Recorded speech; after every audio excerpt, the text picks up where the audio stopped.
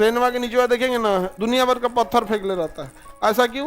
क्योंकि ट्रेन की पटरी को बांध के नहीं रखते हैं, तो ट्रेन की पटरिया इसे खुला रहता है। इसको ना कहीं ढलैया किया है, ना नट बोल्ट मारा, खाली दो दिया इसे, और उसमें उतना भारी ट्रेन जा रही है, किसके भरोसे? हाँ, वो गिट्टी पत्थर के भरोसे। उसको साइड पहले नीचे बिछा देता है, फिर साइड साइड में बिछा देता है। और अगर नहीं बिछाए और ट्रेन का प्रेशर इतना रहेगा कि ट्रेन अगर टर्न मारी ना तो एक इसे मोड़ ओढ़ देगी।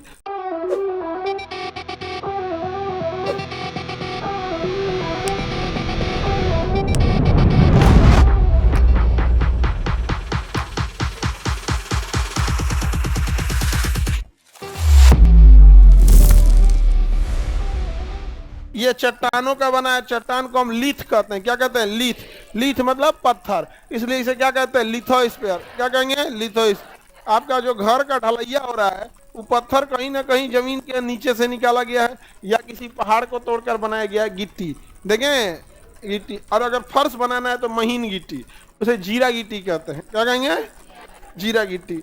तो एकदम छोटा, और महीन कर देंगे तो बालू हो जाएगा, और महीन कर देंगे बालू। थोड़ा बड़ा करेंगे जीरा गिट्टी, और बड़ा करेंगे इतना बड़ा, उससे थोड़ा सा बड़ा करेंगे तो सड़क के नीचे बिछाने वाला, और बड़ा कर देंगे बालास्ट कर देंगे, उसे बैलेस्ट कहते हैं।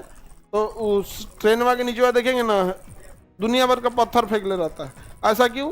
क्योंकि ट्रेन की पटरी को बांध के नहीं रखते हैं। ऐसे ट्रेन की पटरी रहती है ना, तो ट्रेन की पटरिया इसे खुला रहता है। ट्रेन की पटरी कैसी रहती है? खुला।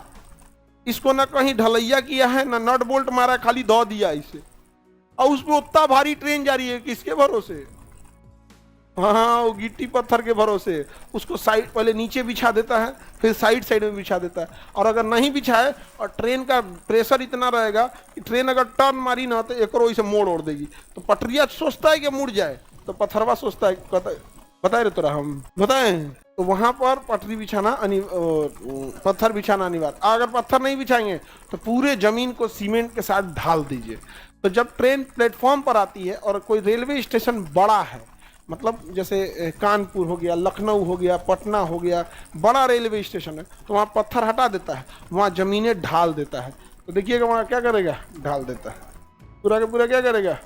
ढाल देगा। देखिएगा पटना रेलवे स्टेशन के पास नहीं होगा पत्थर, लेकिन रेलवे स्टेशन 700 मीटर, इससे ज़्यादा होता नहीं है। जब उसके बाद गया तो पत्थर, बाद गया तो पत्थर। अब आया बुलेट ट्रेन। कहा कि हम बंदूक की रफ्तार से निकलते हैं, बुलेट ट्रेन है। बुलेट ट्रेन इतना ज़्यादा कपा देंगे ना कि पत्थर कांप के फेंका जाएगा। इसलिए बुलेट ट्रेन के लिए हम पत्थर का यूज नहीं कर सकते हैं, बैलास्ट का यूज नहीं कर सकते हैं। उसमें अगर यूज करना है तो स्टेशन के पास यूज कीजिए, क्योंकि वहाँ ट्रेन धीमी हो जाती है। और वहाँ भी अब नहीं कर सकते हैं, क्योंकि कोई ऐसा भी ट्रेन आएगी बुलेट में भी, अब नॉर्मल बुलेट और फास्ट बुलेट, वो रुकवे नहीं करेगी, वो उड़ा के लेके चली जाएगी। तो जो पत्थर आ रहा है वो एक दूसरे को बड़ा भारी होता है, और एक दूसरे के वाइब्रेशन से एक दूसरे को क्या करता है? जाम कर देता है। उसका दूसरा फायदा एक ये भी होता है, कोई उसके नीचे से पेड़ पौधा नहीं निकलता है, क्योंकि अगर पेड़ पौधा निकला तो जमीन को फाड़ देगा। पेड़ पौधा निकला तो जानवरों को आश्रय देने लगेगा, नीचे चूहा आके घुस जाएगी, सांप अपना बिल बना देगा। और जिस तरह बिहार में पुल धंस रहा है उस तरह रेलवे लाइन धंस जाएगी, धंस गया। समझा गया कि नहीं आ गया? विक्रमशिला गिरा है ना, गजब। लेकिन देखो गिरा भी है तो बिहार में गिरा, कितना सुंदर तरीके से एकदम बीच में कट के गिरा है। नहीं समझ आ गया? एक आदमी बता रहा था कि ट्रक का ड्राइवर था कि सर हम एक पे से हम अब्बे थोड़ी देर पहले गुजरे हैं। भाई गिरा होगा तो उससे पहले कोई ना कोई गुजरा होगा। तो बता रहा था इंटरव्यू में कि साहब हम अब्बे थोड़ा देर पहले गुजरे हैं। कितना नसीब वाला था बेचारा, तो घर उजड़ जाता।